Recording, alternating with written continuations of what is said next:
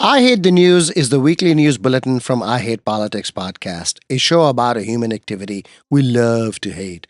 I am Sunil Dasgupta. It's December 30th, 2025. The Montgomery County Volunteer Fire and Rescue Association is defending its right to receive a portion of county emergency transportation funds after an inspector general report saying that they are not eligible. Rockville Council member Adam Van Grack and Gaithersburg Council member Jamil Hernandez take opposing views on what to do with the proposed new Crown High School building. But can the baby be cut in half? In Washington, D.C., the National Park Service is asking for proposals for redeveloping nearly 40 acres of the Carter Barron recreation area, abutting 16th Street and a part of the Rock Creek National Park into a large tennis complex. A Park Service deal that handed over the Rock Creek Golf Course to another private entity in 2020 led to protests last year that the redevelopment would cut down 1,200 mature trees. Frederick County Council approves an expansive data center zoning overlay around the closed aluminum plant in Adamstown. What's next? And Birds of Winter, the crows. Stay with us. I Hate Politics is brought to you by UMBC's Political Science Program, where you'll learn to shape public policy, impact communities, and function at the center of modern society. Learn more at shadygrove.umbc.edu. You're still on to me when I'm alone, and then I start to feel it creeping up inside. I told myself that this was the last time. I think I'm losing my mind. I Hate Politics is a podcast about our neighborhoods, workplaces, schools and streets, and our local governments as they function in diverse and democratic societies. This means our politics are messy, dirty, sometimes corrupt, with often self-serving politicians. But no matter how much we may hate politics, we are never exempt from it, even when we refuse to participate.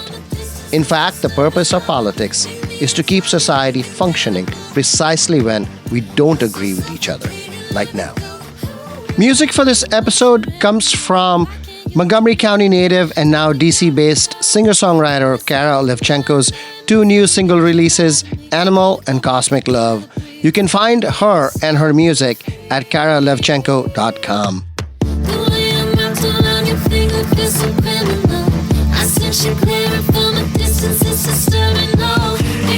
Talking like an animal.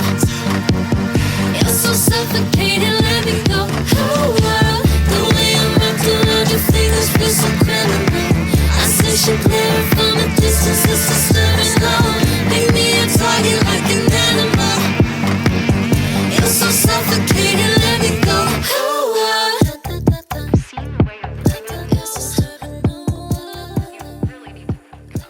My name is Kim Glassman. I am the current Magruder PTSA president and former MCC PTA cluster coordinator for the Magruder cluster.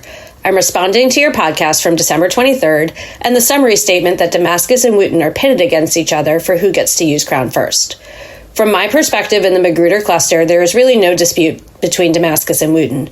Damascus has always been next in line in the CIP, even over the last several years, as all three of our schools have gone in and out of the master plan.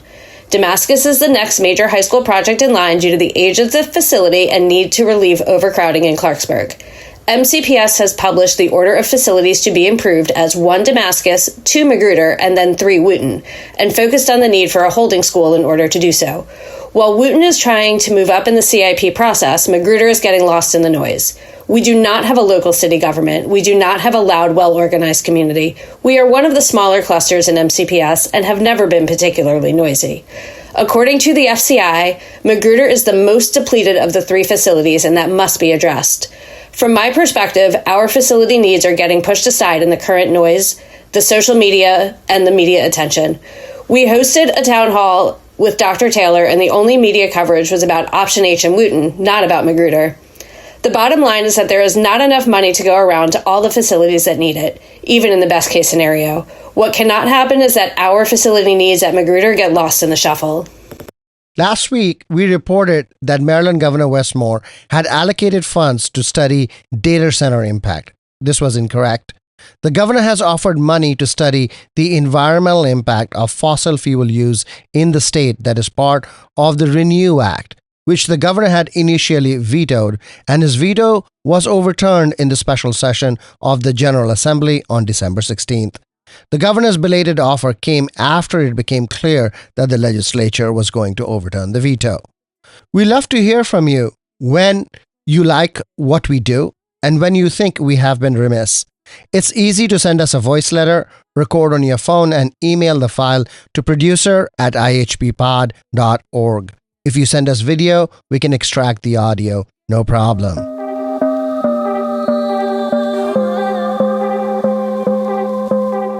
For several episodes now, we have been reporting on the growing political contest between the Wootton High School community and other school communities, including the proposed Crown High School, the Damascus and Magruder High School communities, as Kim Glassman just reminded us.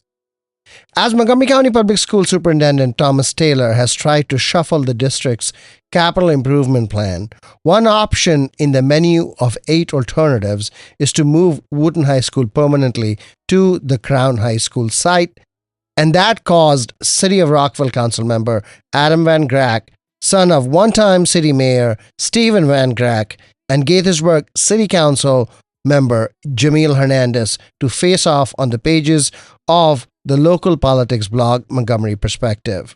Hernandez welcomed the superintendent's decision, which is clearly beneficial to the Crown High School community in his city of Gaithersburg. But he also argued that it would be beneficial for the Wootton High School community as well, because Wootton was third in line for a new school building behind Damascus and Magruder, and because Wootton was faced with declining enrollments in the upcoming years. But Rockville Council member Adam Van Grack, in whose city Wootton High School has long been situated, rejected the idea because it would deprive the community of its own high school. The story doesn't end here, of course. If Wootton was to permanently move to the Crown High School site in Gaithersburg, the building would not be available as a holding school for Damascus and Magruder High Schools, which are ahead of Wootton in the capital rebuild list. So, what should be done? These political contests are quite common, and school politics, when it comes right down to new buildings, is seldom genteel. There are few win-win solutions. The baby just cannot be cut into half.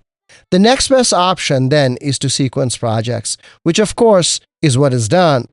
But as this entire case reveals, project rankings can and ideally should change according to changing circumstances. One thing is remarkable, however, when it comes to school buildings and other public infrastructure, no one wants to lose theirs, no matter what the cost. As MCPS enters a period of declining enrollments, expect these fights to be more common.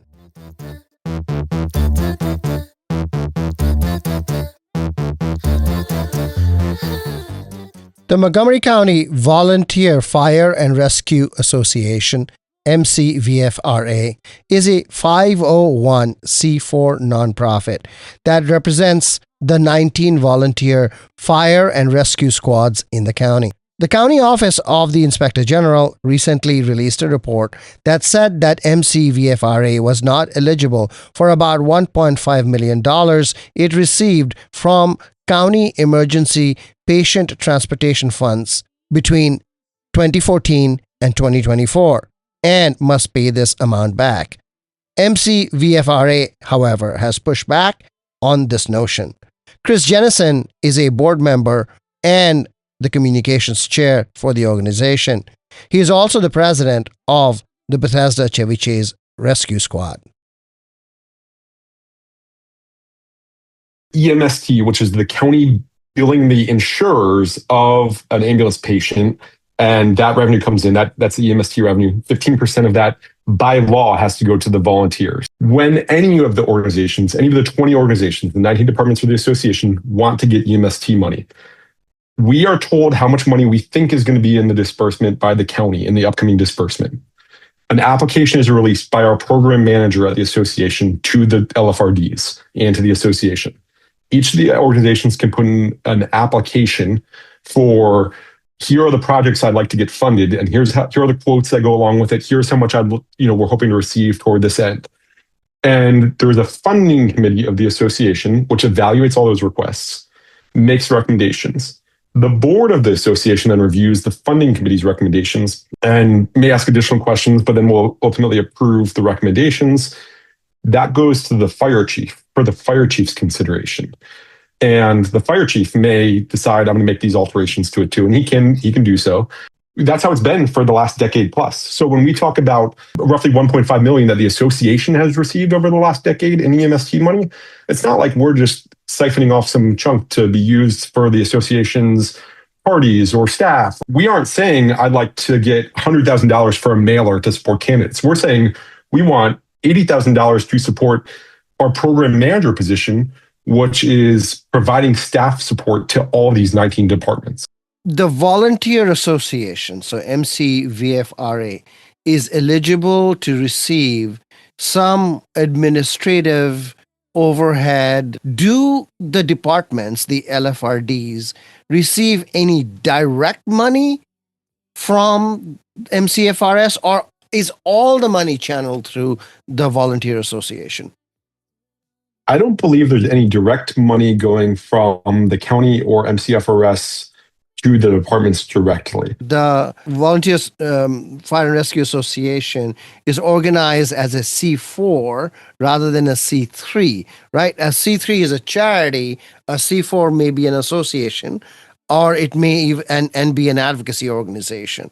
And C4s usually have more constraints on how they get and use money, right? You can donate to a C4. It's just not tax deductible. Interpretations from the IRS were that that fire departments were kind of, again, C4s are social welfare organizations, and so they were kind of like a social hall. The association is recognized in Chapter 21. It doesn't say MCVFRA, but it says the volunteers will have a recognized representative, and so that has been recognized by the county as the MCVFRA, the Montgomery County Volunteer Fire Rescue Association.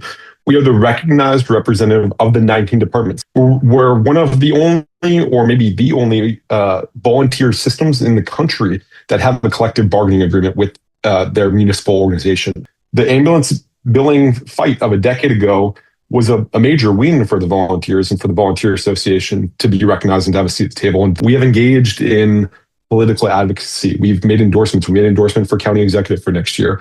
We will probably be doing endorsements for county council. If you're making political endorsements, should you be getting county money? There are plenty of organizations that have been receiving county money that have engaged in endorsements.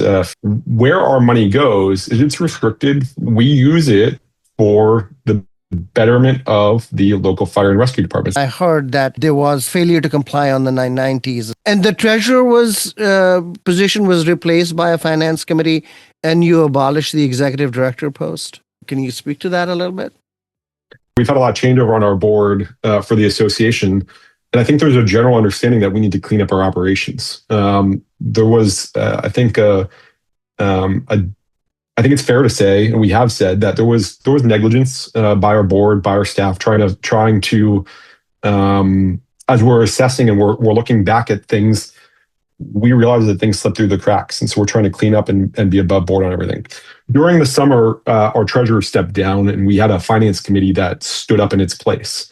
And they have been going through all of our records trying to make sure everything is correct. We abolished the executive director position effective November 7th. And that's because our finance committee essentially said, we don't have the money to keep the lights on. Assistant Chief Administrative Officer Earl Stoddard has said that the county is going to seek a legislative fix to the matter and is not as yet planning to ask the MCVFRA to return all the money that they got over the last 10 years. It is certainly a sigh of relief when I first saw the Inspector General's report, as well as the Chief Administrative Officer's response. As part of the legislative fix, we look forward to working with the Public Safety Committee and the Audit Committee and the Council to improve this. I think the thing that we would say is we want Chapter 21 in the section that talks about 15% of EMST going to the benefit of the LFRD is to clearly enumerate that that also includes the MCVFRA. But if you remove the program officer from the volunteer association and place them at MCFRS, for instance, in the county agency itself, you don't need that much money to have the coordination. You still have a role, which is to evaluate the grants from the 19 local fire departments. I would argue that a program manager role in-house, so to speak, in the county would be more expensive than the program officer role that we have at the association. Chris Jennison, thank you and good luck. Thank you so much. It's in your nature, baby, should've known. I thought I loved you, but I didn't know how. Think you've been lying to me all this time.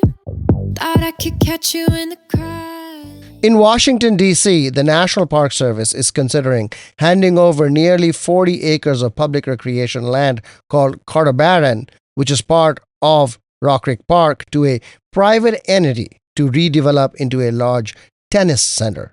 Last year, there were protests further up north along Rock Creek Park over a 2020 National Park Service deal that handed the Rock Creek Golf Course to another private entity. Christy Brock is the director of programming for the DC-based nonprofit Urban Adventure Squad, which uses the area in question to hold outdoor youth education programs. The request for proposals is out now. Proposals are due January 20th. It's less than a month turnaround to get those in. The area of land in Rock Creek Park that this concerns is near the Rock Creek Tennis Center, which is where the DC City Open tennis tournament takes place for a week each summer. It's also used by Washingtonians of all ages all throughout the year to play tennis, do tennis camps, tennis lessons, and the like. My concern is that the request for proposals is not just about the tennis center and some necessary upgrades that the stadium and the courts need. It's also including the full parcel of land between the edge of the woods, the eastern edge of the woods, and 16th Street, which includes various recreational fields. It includes 2 different picnic sites with a picnic pavilion, fire pits, and very important habitat for not only the wildlife that lives here in DC year-round, but also the migratory bird populations that pass through in the spring and the fall. Does this include the land where little kids play soccer close to 16th Street? That field looks to be included based on the maps that I've seen. So it's the recreational fields you're talking about that are right along 16th Street, north of the tennis center, the picnic area that is behind the tennis center to the west, as well as the picnic area to the south. What about the amphitheater? Is that included? That's not included. That is a separate parcel of land that is just right next door. They do share parking lots, so whatever parking changes might take place with the tennis center redevelopment, that would certainly impact the Carter Barron Amphitheater, which I know has had a lot of work done on it, so hopefully it can reopen to the public in the near future. The short turnaround time for the RFP, does that mean that National Park Service already has somebody in mind to do it? It seems like that's a possibility. To have such a quick turnaround and to not have a public comment period involved in that does seem like perhaps they have already spoken to people and have someone in mind for this project. My concern is not only is there such a quick turnaround time with the proposal due date itself, but they are choosing their lessee and negotiating that lease by March 1st. And that is a decades-long lease. And I do deeply believe the tennis center sounds like it needs renovations. That is absolutely true. But my concern really lies in those recreational areas that are around the tennis center that have nothing to do with tennis, right? The picnic areas, the places families celebrate, the places that I take my friends as a Washingtonian to go hiking, that I, as an educator, activate as a classroom space, a learning space during field trips, community events. I want to make sure that those spaces are preserved, that the neighbors who live nearby are still able to teach their children to ride bikes in that parking lot. They're able to walk their dogs each morning in the green spaces and just be able to recreate as they always have. And based on your understanding of the RFP, it seems that those other activities may not be allowed in the future, or those picnic areas would be gone. What is the fear? The wording creates some uncertainty, both for the recreational spaces and for the environmental impact. So there is some specific wording in there that says offerers should be aware that compliance with National Environmental Protection Act, Endangered Species Act, National Historic Preservation Act will be required prior to signing the final negotiated lease. But then it says the extent of that compliance will depend on the negotiated terms of the final lease. That seems like some tricky language that doesn't necessarily prioritize the community members who use the space for recreation or the wildlife and the over 1,100 species we have in Rock Creek Park. Are the neighbors up in arms? Yes, absolutely. I think there's a lot of support for renovations to the tennis center, but how far that will go to impact the space that's already there for recreation and the natural area, we just want to make sure that that is maintained and not negatively impacted, especially if it's only for the week-long tournament. You are the director of programming for a nonprofit, Urban Adventure Squad. How do you use the picnic areas and the fire pits? Yeah, we use them both for free community events for all ages, as well as during field trips we lead for different DC public school students. And the way we use those spaces is to do curriculum-aligned outdoor learning for elementary and middle school students mostly. So we are talking about the trees, the birds, the different animals that live there. We're looking at moss and lichen and fungus that are growing on those trees. And we will build campfires. We'll do survival skills, teaching students how to use those fire pits. I'm a stream team leader with Rock Creek Conservancy. I lead litter cleanups in that space. I believe last time we spoke about the bottle bill, I referenced Picnic Area 24, which is the picnic area just south of the tennis center. And that is a great space to lead litter cleanups because there is always lots of litter, lots of confetti, things left over from people who are celebrating and don't necessarily clean up after themselves or realize the impact of what they're leaving behind. So this is a space that is near and dear to my heart, both for activating it as a learning space, but also recreating in it, both during the workday and just socially with friends and family. Would a new redeveloped tennis center require, you think, a different picnic area reservation system that would, be more costly, not be accessible? If the picnic pavilion remained and the reservation system was in place, that is a great question because right now, all of the Rock Creek picnic groves have to be reserved through the same system that National Park Service uses. So if a private entity is taking over those picnic areas, that system very well could change. Christy Brock, thank you and good luck. Thank you very much for having me. Full disclosure, my wife, Ilana Mintz, is the executive director of the nonprofit Urban Adventure Squad.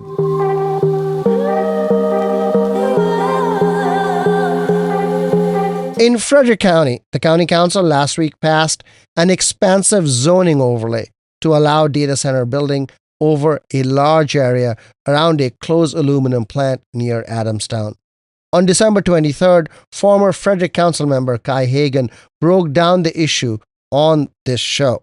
He said that if the county council passed this measure, those opposing would consider introducing a ballot question to stop it.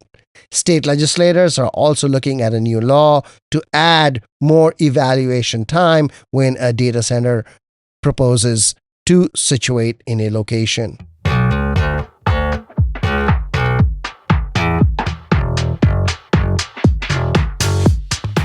Most birds have left for the winter, but not crows, and certainly not the Rockville roost, which got me thinking, don't crows migrate?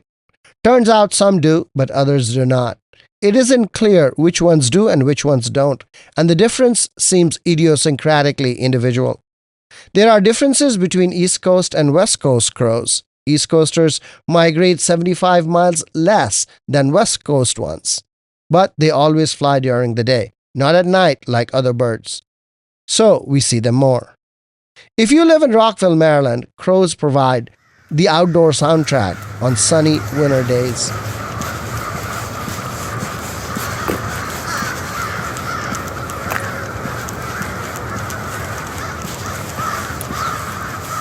The Rockville roost, first reported in the Washington Post in 1993, was believed to be 100,000 strong in a 1984 survey.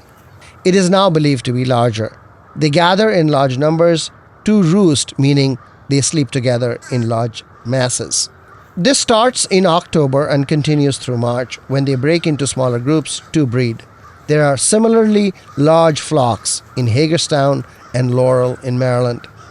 Crows are among the most adaptable animals and particularly successful at adapting to human presence, electric wires and telephone poles, tall buildings, garbage on the street, and landfills close by are food and resting places.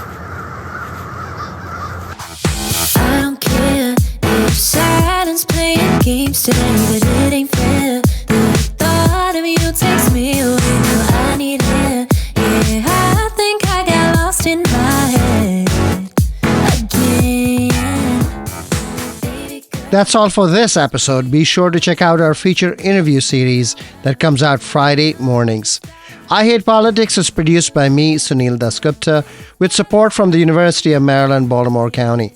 I direct UMBC's political science program at the universities of Shady Grove in Montgomery County, where, among other things, we explore and learn about politics, government, and society close to home. Music for this episode comes from Montgomery County native and now DC-based singer-songwriter Kara Levchenko's two new single releases, Animal and Cosmic Love. You can find her and her music at karalevchenko.com. If you want to share your music on the show or know someone else who might want to, please email us at producer@ihppod.org. I hope you will subscribe and share the podcast as we bring you stories about politics close to you and to your home. See you next time. Yeah, read the signs, it feels like perfect timing. Got this love is shining. Pardon me, it feels like we can use a little TLC. Start over and heal everything. We believe it. Got me on my knees. Yeah, that's when the stars align just for me. It's like I woke from a dream this time. It's like I waited for you all my life. And I'm thinking about what